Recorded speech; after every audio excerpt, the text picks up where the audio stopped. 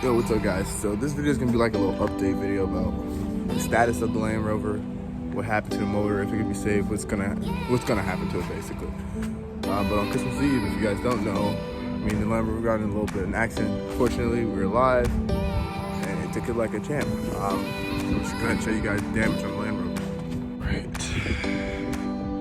So this is what she looks like currently. See.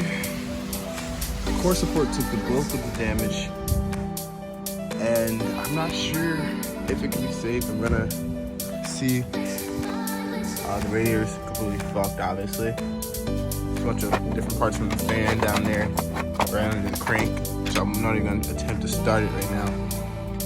I'm gonna get all this stuff out the way, kind of clear it out the way, maybe remove this front section of the car, see if we can get the car running. If we can get it running, we might do something with it.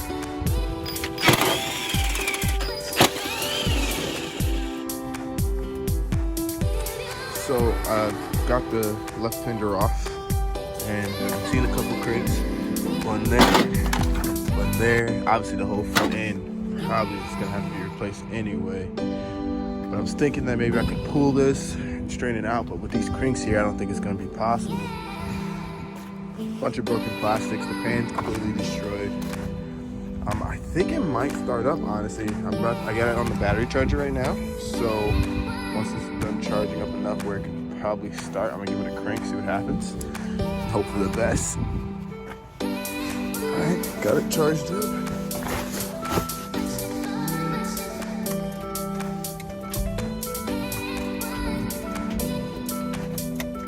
Not in far yet. Let it charge up a little more.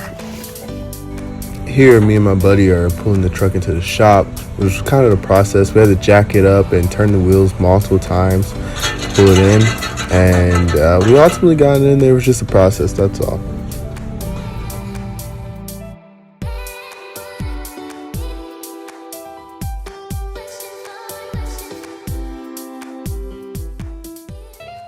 Alright, so this is a little depressing, but I set up the phone on the time lapse to try to show you guys the process of removing the engine.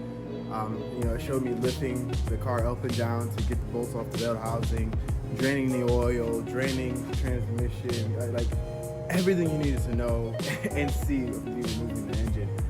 But unfortunately, it did not record. But this is where we're at now. So right now, I currently have the engine, jacked up a little bit so I can get the engine mounts off. I got that side off. I'm working on this side. I took this side's header off so that I have a little more room when I lower it, because the little frame right here from the accident is dented in a little bit. So when I lower it, I'll be able to get the top two in the back of the bell housing bolts to remove those. I didn't remove the AC compressor or any of that stuff. I'm gonna keep it all in there, sell it as a whole block. Figured it's best that way. But I've disconnected all the wiring harnesses, anything that's essential to keep. Disconnected it and just kind of laid it up top. But like I said, I'm sorry that the time lapse did not record, because it kind of sucks. So now this is what you guys are seeing, and you have no idea how I got here, and I know how frustrating that is. But I'll be sure the time lapse next part of me lowering the engine, getting those two bolts in the back, and then pulling the engine out with the transmission. Here we go.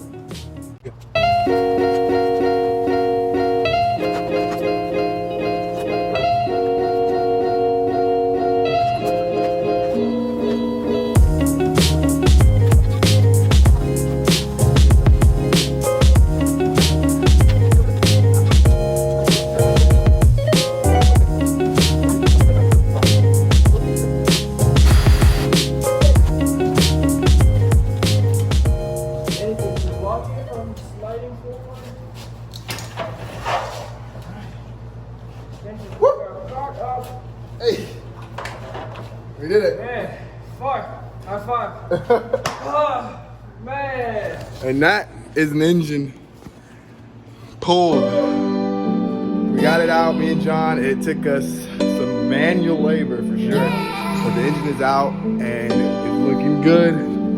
But, John? How easy was it? And that says it all. And that says it all. But we got the engine out.